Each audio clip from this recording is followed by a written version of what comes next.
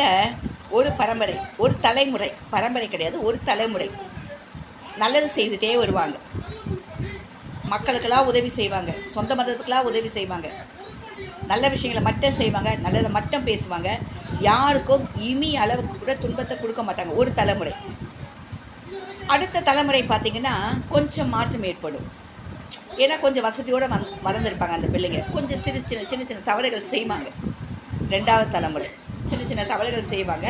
அது முதல் தலைமுறை கண்டிப்பாங்க, இல்லைப்பா இதெல்லாம் செய்யக்கூடாது, நம்ம குடும்பத்துக்கு இதெல்லாம் ஆகாது, இந்த தப்புலாம் பண்ணக்கூடாது, நமக்குன்னு ஒரு பாரம்பரியம்னு ஒன்று இருக்குது அப்படின்னு சொல்லுவாங்க.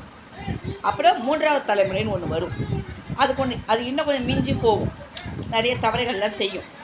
அதையே முதல் தலைமுறையும் கண்டிக்கும். ரெண்டாவது என்னடா எனக்கே என்னது சொல்ல, நானே இந்த தப்புலாம் பண்ணலடா, நீ ஏன்டா இவ்வளோ தப்புலாம் பண்ணுறேன்ட்டு ரெண்டாவது தலைமுறை முதல் தலைமுறையும் ரெண்டாவது தலைமுறையும் மூன்றாவது தலைமுறையும் கேட்கும்.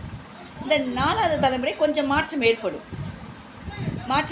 ஏன்னா அந்த நேரத்தில் நான்காவது தலைமுறை வரும்போது அறிவியல் வளர்ச்சி அடைஞ்சிருக்கும், டெக்னாலஜி வளர்ந்துருக்கும், படிப்பறிவு கூடியிருக்கும், நிறைய விஷயங்களை கற்றுப்பாங்க. சோஷியல் மீடியாவில் நிறைய விஷயங்களை கற்றுப்பாங்க. சோஷியல் மீடியாவில் எல்லாமே கற்றுக்கலாம். அப்போது அவங்களுடைய ஆக்டிவிட்டீஸ் மாறும், நல்ல விஷயங்களை செய்வாங்க. அப்போ அவங்களுக்கு தப்பு எது ரைட் எது, அப்போ முதல் தலைமுறை நல்லது பண்ணியிருக்காங்கன்னு தெரிஞ்சுப்பாங்க. அப்போ ரெண்டாவது தலைமுறை அப்போ எதோ தப்பு பண்ணியிருக்காரு, இப்போ மூன்றாவது தலைமுறை தப்பு பண்ணியிருக்காங்க. ஸோ நம்ம இந்த ஜென்ரேஷனில் இருக்கோம். அப்போ மக்களை பார்ப்பாங்க, அந்த பிள்ளைங்க ஆணோ பெண்ணோ மக்களை பார்ப்பாங்க. மக்களை பார்த்துட்டு இது நாம் என்ன பண்ணோம், தப்பு பண்ணக்கூடாது, நம்ம சொந்த பந்தத்துக்குலாம் கேவலமாக பேசக்கூடாது, எல்லாருக்கும் மரியாதை கொடுக்கணும், செய்யணும், அந்த எண்ணம் சில குழந்தைங்களுக்கு வரும். நல்லாவே வளருவாங்க, நல்லபடியாகவும் இருப்பாங்க, அவங்க வாழ்க்கையும் சிறப்பாக இருக்கும். இதுதான் மாற்றம். ஒரு தலைமுறை தப்பு செய்தால் ரெண்டாவது தலைமுறை கொஞ்சம் திருத்திக்கும், இல்லை மூன்றாவது தலைமுறையிலும் திருத்திக்கலாம், நான்காவது தலைமுறையும் திருந்தும். ஆனால் திருந்தாத வருது பார்த்திங்களா, அதுதான் பரம்பரை குற்றவாளின்னு சொல்கிறோம். அதுதான் ரத்தன்றது. முதல் தலைமுறை நல்லது செய்துன்னா சில ஃபேமிலிலாம் பார்த்திங்கன்னா தொடர்ந்து நல்லதே செய்துட்டு வருவாங்க, தொடர்ந்து பணக்காரங்களாகவே இருந்துட்டு வருவாங்க, நல்லதே செய்வாங்க, அவங்களுக்கு நல்ல பேரும் இருக்கும்.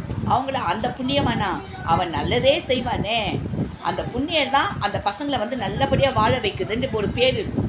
ஆமாம், அதாவது நான்காவது தலைமுறை முதல் தலைமுறை செய்த நல்ல காரியங்கள் தான் இந்த நான்காவது தலைமுறை பிள்ளைகளை நல்லபடியாக வாழ வைக்குது அப்படின்னு ஒரு பேர் இருக்கும். அதுவே நீங்கள் கெட்டது செய்துன்னு வச்சுக்கல, அதுக்கு அவனா ஊரை அடிச்சு ஒலையில போட்டான், எத்தனை பேரை சொத்தை ஏமாத்தினா, அதனால தான் இந்த தலைமுறை வரை அதுங்க கஷ்டப்பட்டுக்கினே இருக்குது, அந்த பாவம் தொடர்ந்துக்கிட்டே இருக்குதுன்னு சொல்லுவாங்க. ரெண்டு வகை இருக்குது. டெக்னாலஜி வளர்ந்துருக்கா, அறிவியல் வளர்ந்துருக்கா, இந்த காலத்துக்கு ஏற்ற மாதிரி நம்முடைய ஆக்டிவிட்டீஸை மாற்றிக்கணும், நல்லதை மட்டும் நினைக்கணும்.